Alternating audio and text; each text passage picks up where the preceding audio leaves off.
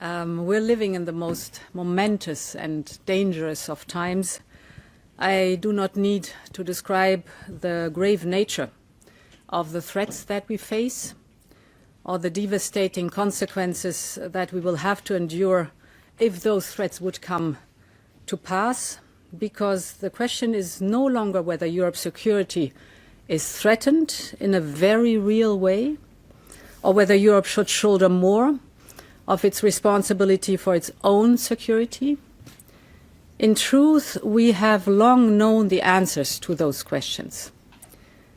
The real question in front of us is whether Europe is prepared to act as decisively as the situation dictates, and whether Europe is ready and able to act with speed and with the ambition that is needed. In the various meetings in the last few weeks, most recently 2 days ago in London, the answer from European capitals has been as resounding as it is clear.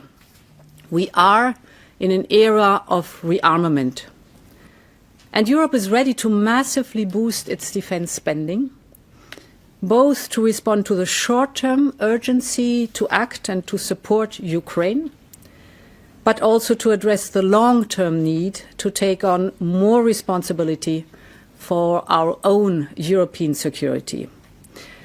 And this is why today I have written a letter to the leaders ahead of Thursday's European Council. This is why we are here together today. I have outlined in this letter to the leaders the ReArm Europe plan. This set of proposals focuses on how to use all the financial levers at our disposal in order to help member states to quickly and significantly increase expenditures in defence capabilities, urgently now, but also over a longer period of time over this decade. Now, there are 5 points to this plan.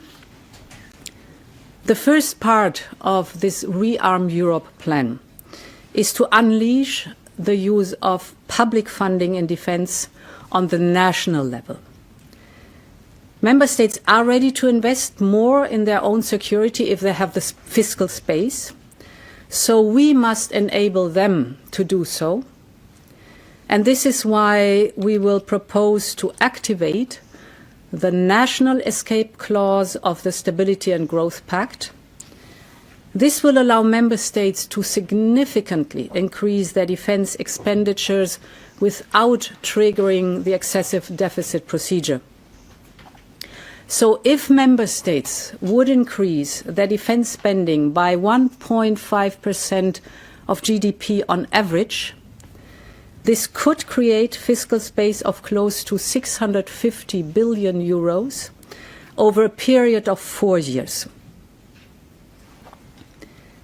The second proposal will be a new instrument.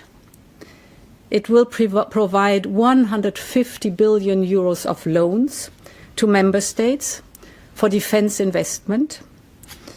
This is about basically spending better and spending together. And we're talking about pan-European capabilities domains like, for example, air and missile defence, the artillery systems, missiles and ammunition, drones and anti-drone systems, but also to address other needs from cyber to military mobility, for example. This will help member states to pool demand and to buy together. And of course, with this equipment, member states can massively step up their support to Ukraine. So immediate military equipment for Ukraine. This approach of joint procurement will also reduce costs. It will reduce fragmentation, but it will increase interoperability and of course strengthen our defence industrial base. And it can be to the benefit of Ukraine, as I've just described. So this is Europe's moment, and we must live up to it. The third point is using the power of the EU budget. And there's a lot we can do in this domain in the short term, to direct more funds towards defense-related investments. And this is why I can announce that we will propose additional possibilities and incentives for member states, that they will decide if they want to use cohesion policy programs to increase defense spending. Now, the last two areas of action aim at mobilizing private capital by accelerating the Savings and Investment Union and, of course, through the European Investment Bank. So to conclude, Europe is ready to assume its responsibilities.